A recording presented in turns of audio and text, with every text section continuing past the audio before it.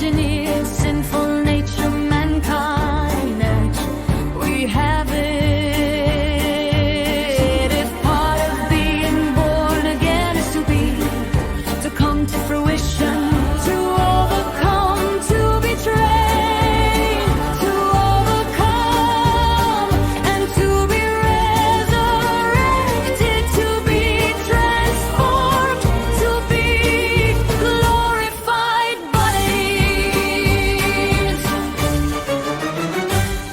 The whole humankind is part of this genetically engineered sinful nature in us. Whatever level you have power, you don't have power sometimes. You have sickness instead. We are part of that genetically engineered sinful nature, mankind, but we have it.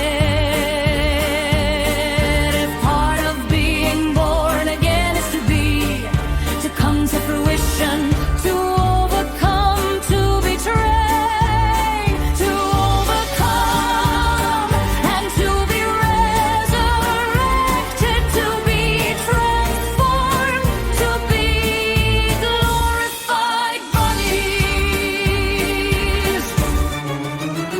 But it's a part of the fall, and deliverance from that is the resurrection.